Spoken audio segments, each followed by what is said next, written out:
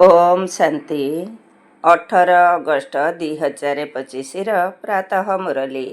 ଶିବ ଭଗବାନଙ୍କର ମଧୁର ମହାବାକ୍ୟ। ଶିବ ବାବା କହୁଛନ୍ତି, ମିଠେ ବଚେ ଯେପରି ବାବା ହେଉଛନ୍ତି ଗାଇଡ଼ ହୋଇ ସମସ୍ତଙ୍କୁ ଘରର ରାସ୍ତା ବତାଇବାକୁ ହେବ। ଅନ୍ଧମାନଙ୍କର ଲାଠି ହେବାକୁ ପଡ଼ିବ। ଯେପରି ବାବା ହେଉଛନ୍ତି ଗାଇଡ଼ ହୋଇ ସମସ୍ତଙ୍କୁ ଘରର ରାସ୍ତା ବତାଇବାକୁ ହେବ। ଅନ୍ଧମାନଙ୍କର ଲାଠି ହେବାକୁ ପଡ଼ିବ। ଆଜିର ପ୍ରଶ୍ନ, ଏହି ପୂର୍ବ ପ୍ରସ୍ତୁତ ଅନାଦି ଡ୍ରାମାର ରହସ୍ୟ କ'ଣ, ଯାହାକୁ ତୁମେ ସନ୍ତାନମାନେ ହିଁ ଜାଣିଛ? ଏହି ପୂର୍ବ ପ୍ରସ୍ତୁତ ଅନାଦି ଡ୍ରାମାର ରହସ୍ୟ କ'ଣ, ଯାହାକୁ ତୁମେ ସନ୍ତାନମାନେ ହିଁ ଜାଣିଛ? ଉତ୍ତର, ଏହା ପୂର୍ବ ପ୍ରସ୍ତୁତ ଅନାଦି ଡ୍ରାମା। ଏଥିରେ ନା କେହି ଅଧିକ ଅଭିନେତା ଯୋଗ ଦେଇପାରିବେ, ନା କେହି କମ୍ ହୋଇପାରିବେ। ମୋକ୍ଷ କାହାକୁ ବି ମିଳୁନାହିଁ। ଯଦି କେହି କହିବେ, ଆମେ ଏହି ଆବାଗମନ ବା ଜନ୍ମ ମରଣ ଚକ୍ରରେ ଆସିବୁ ହିଁ ନାହିଁ, ତେବେ ବାବା କହିବେ, ହଁ, କିଛି ସମୟ ପାଇଁ ହୋଇପାରେ, କିନ୍ତୁ ନିଜର ପାର୍ଟରୁ କେହି ବିଲକୁଲ ମୁକ୍ତ ହୋଇପାରିବେ ନାହିଁ। ଡ୍ରାମାର ଏହି ରହସ୍ୟକୁ ତୁମେ ସନ୍ତାନମାନେ ହିଁ ଜାଣିଛ। ଓମ୍ ଶାନ୍ତି। ମଧୁର ସନ୍ତାନମାନେ ଏକଥା ଜାଣିଛନ୍ତି ଯେ ଭୋଳାନାଥ କାହାକୁ କୁହାଯାଉଛି। ଏକଥା ତୁମେ ସଙ୍ଗମଯୁଗୀ ସନ୍ତାନମାନେ ହିଁ ଜାଣିପାରିବ।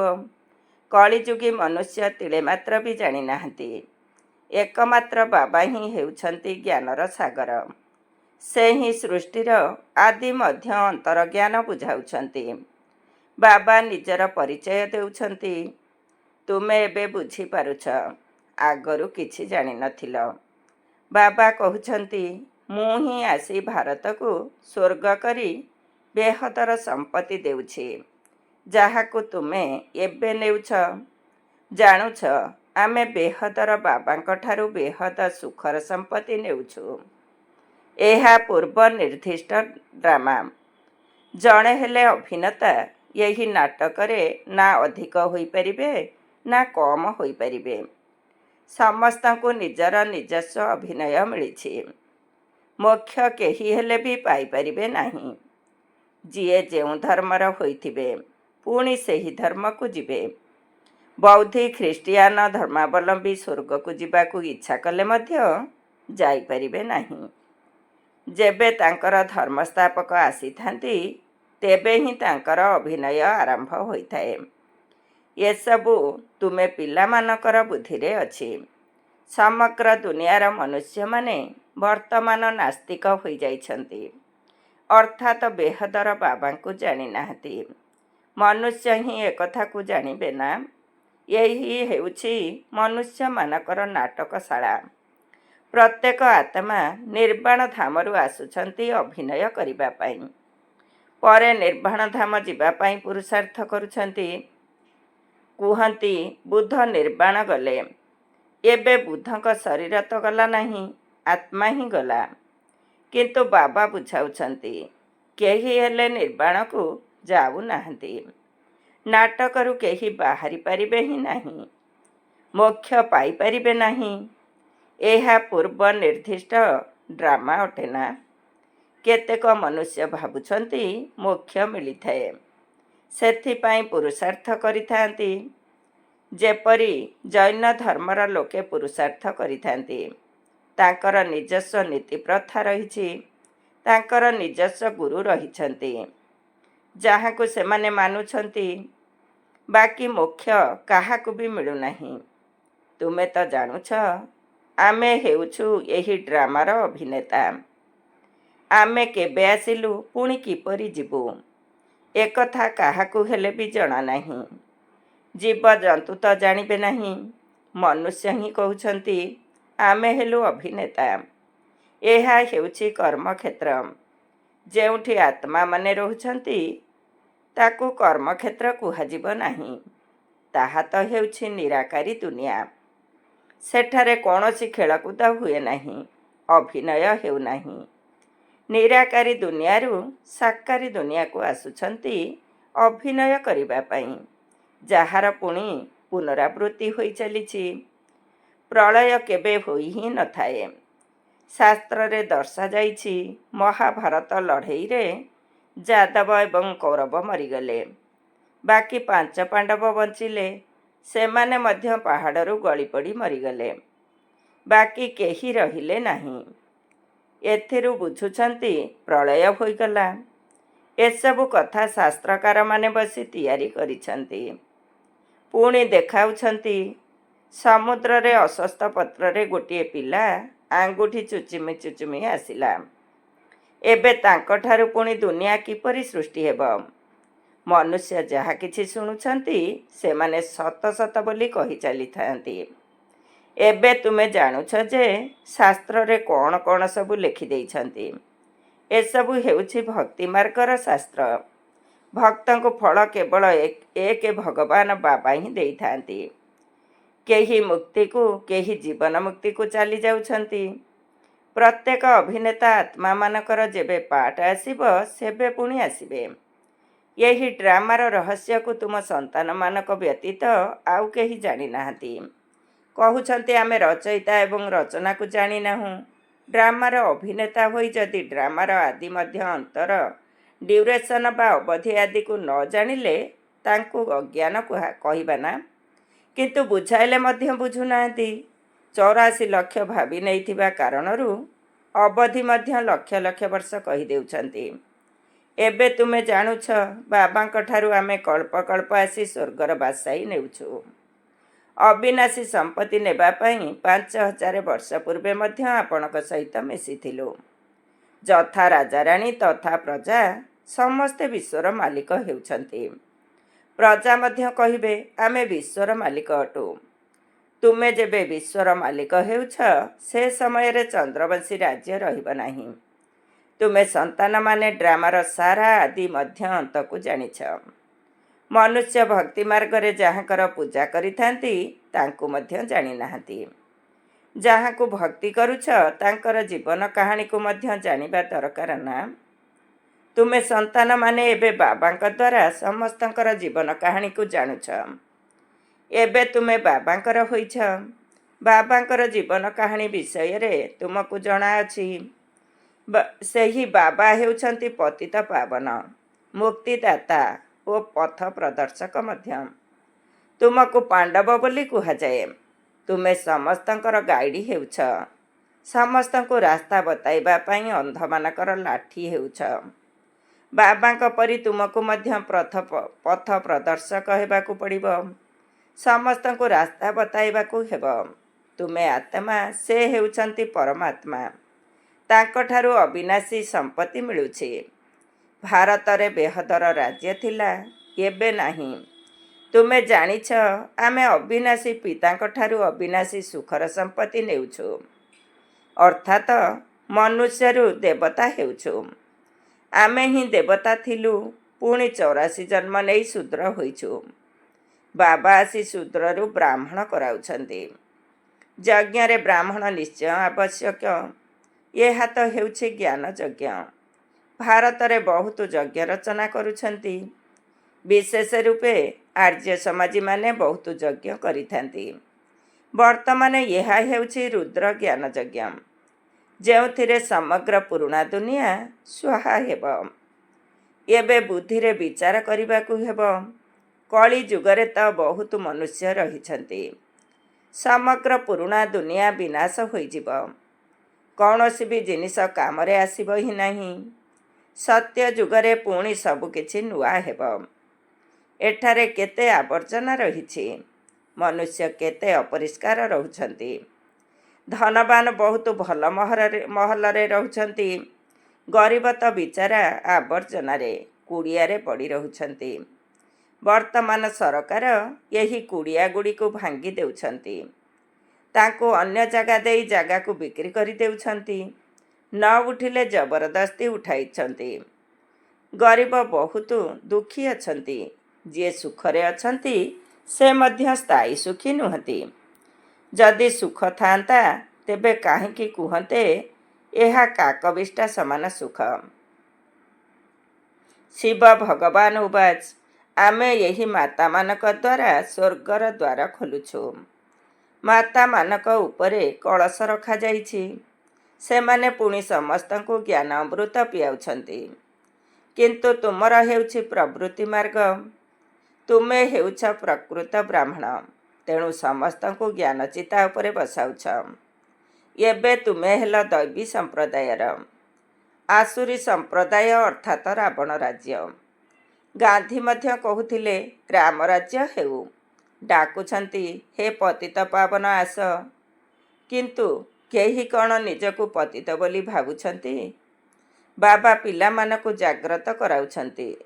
ତୁମେ ଘୋର ଅନ୍ଧକାରରୁ ଆଲୋକକୁ ଆସିଛ। ମନୁଷ୍ୟମାନେ ତ ଭାବୁଛନ୍ତି ଗଙ୍ଗା ସ୍ନାନ କରିବା ଦ୍ୱାରା ପତିତରୁ ପବିତ୍ର ହୋଇଯିବୁ। ଏପରି ତ ଗଙ୍ଗାରେ ହରିଦ୍ୱାରଠାରେ ସମସ୍ତ ଆବର୍ଜନା ପଡ଼ୁଛି। କେଉଁଠି ସମସ୍ତ ଆବର୍ଜନା ପୁଣି କ୍ଷେତକୁ ନେଇଯାଉଛନ୍ତି। ସତ୍ୟ ଯୁଗରେ ଏପରି କାମ ହେବ ନାହିଁ। ସେଠାରେ ତ ଅନେକ ଶସ୍ୟ ରହିବ। ପଇସା ଖର୍ଚ୍ଚ କରିବାକୁ ପଡ଼ିନଥାଏ। ବାବା ଅନୁଭବୀ ଅଟନ୍ତି ନା? ଆଗରୁ ଶସ୍ୟ କେତେ ଶସ୍ତା ଥିଲା। ସତ୍ୟ ଯୁଗରେ ବହୁତ କମ୍ ମନୁଷ୍ୟ ରହିବେ। ତେଣୁ ପ୍ରତ୍ୟେକ ଜିନିଷ ବହୁତ ଶସ୍ତା ରହିବ। ତେଣୁ ବାବା କହୁଛନ୍ତି, ମଧୁର ସନ୍ତାନମାନେ, ଏବେ ତୁମକୁ ପତିତରୁ ପବିତ୍ର ହେବାକୁ ପଡ଼ିବ। ବହୁତ ସହଜ ଉପାୟ ବତାଉଛନ୍ତି। ନିଜକୁ ଆତ୍ମା ଭାବି ବାବାଙ୍କୁ ମନେ ପକାଅ। ଆତ୍ମା ରୂପୀ ସୁନାରେ ହିଁ ଖାଦ ପଡ଼ିବାରୁ ନକଲି ହୋଇଯାଇଛି। ଯେଉଁମାନେ ପାରସ ବୁଦ୍ଧି ଥିଲେ ସେମାନେ ଏବେ ପଥର ବୁଦ୍ଧି ହୋଇଯାଇଛନ୍ତି। ତୁମେ ଏବେ ବାବାଙ୍କ ପାଖକୁ ପଥରନାଥରୁ ପାରସନାଥ ହେବା ପାଇଁ ଆସିଛ। ବେହଦର ବାବା ତୁମକୁ ବିଶ୍ୱର ମାଲିକ କରାଉଛନ୍ତି। ତାହା ପୁଣି ସ୍ୱର୍ଣ୍ଣିମ ଯୁଗ ବିଶ୍ୱର। ଏହା ହେଉଛି ବିଶ୍ୱର ଲହ ଯୁଗ। ବାବା ବସି ପିଲାମାନଙ୍କୁ ପାରସପୁରୀର ମାଲିକ କରାଉଛନ୍ତି।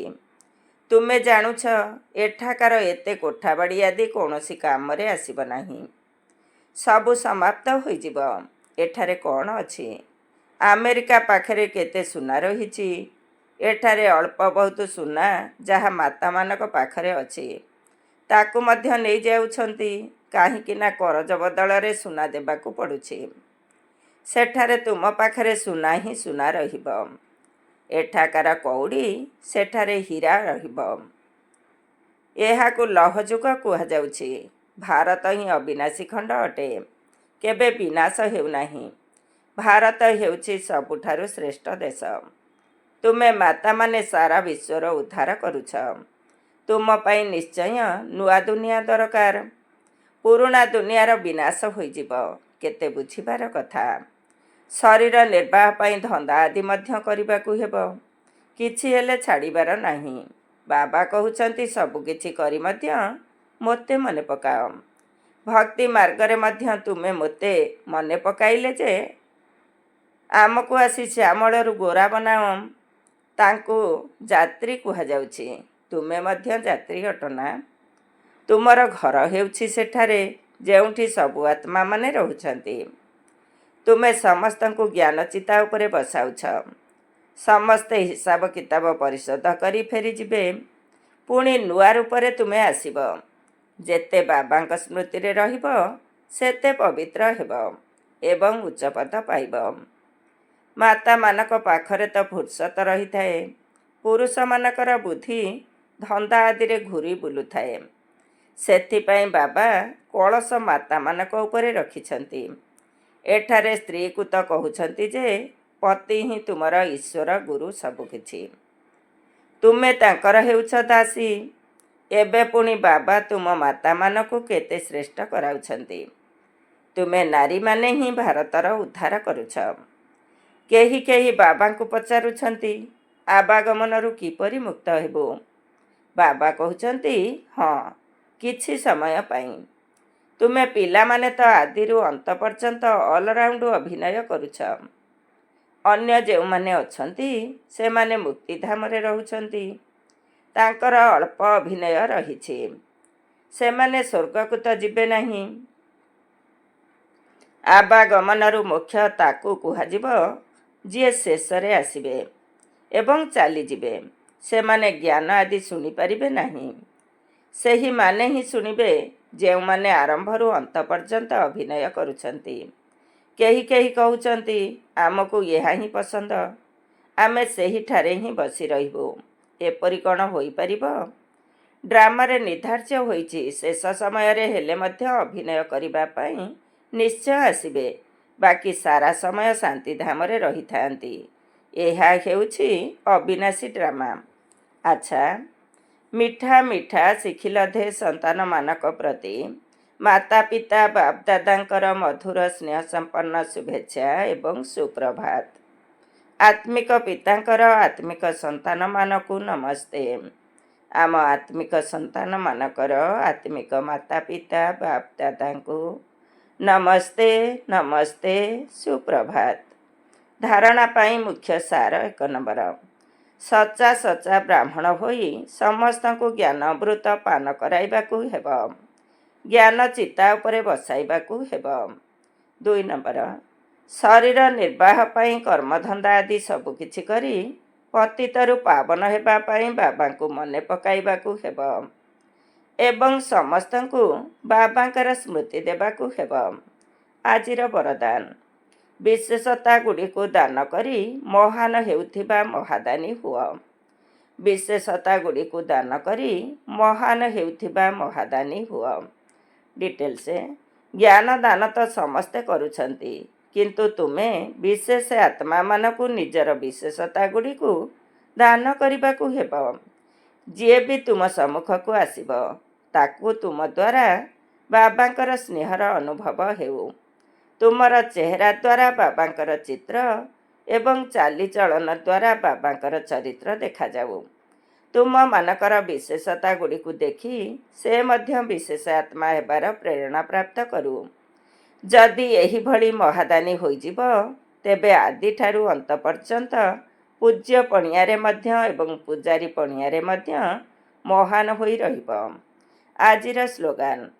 ସର୍ବଦା ଆତ୍ମ ଅଭିମାନୀ ସ୍ଥିତିରେ ରହୁଥିବା ଆତ୍ମା ହିଁ ସବୁଠାରୁ ବଡ଼ ଜ୍ଞାନୀ। ସର୍ବଦା ଆତ୍ମ ଅଭିମାନୀ ସ୍ଥିତିରେ ରହୁଥିବା ଆତ୍ମା ହିଁ ସବୁଠାରୁ ବଡ଼ ଜ୍ଞାନୀ। ଓମ୍ ଶାନ୍ତି। ଆଜିର ଅବ୍ୟକ୍ତ ଇଶାରେ। ଯଦି ସହଜ ଯୋଗୀ ହେବାକୁ ଚାହୁଁଛ, ତେବେ ପରମାତ୍ମ ସ୍ନେହର ଅନୁଭବୀ ହୁଅ। ଯେଉଁମାନେ ସର୍ବଦା ବାବାଙ୍କର ସ୍ମୃତିରେ ଲଭ୍ଲିନି ରହି ମୁଁ ପଣିଆର ତ୍ୟାଗ ବୃତ୍ତିରେ ରହିଥାନ୍ତି, ସେହିମାନଙ୍କଠାରେ ହିଁ ବାବା ଦେଖାଯାଆନ୍ତି। ତୁମେ ପିଲାମାନେ ଯେବେ ଜ୍ଞାନ ଆଧାରରେ ବାବାଙ୍କର ସ୍ମୃତିରେ ମର୍ଜି ଯାଉଛ, ତେବେ ଏହିଭଳି ମର୍ଜି ଯିବା ହିଁ ହେଉଛି ଲଭ୍ଲିନି ସ୍ଥିତି। ଯେତେବେଳେ ତୁମେମାନେ ବାବାଙ୍କର ଲଭରେ ଲୀନ ହୋଇଯାଉଛ, ଅର୍ଥାତ୍ ଲଗନରେ ମଗନ ହୋଇଯାଉଛ, ସେତେବେଳେ ବାବାଙ୍କ ସମାନ ହୋଇଯାଉଛ। ଓମ୍ ଶାନ୍ତି।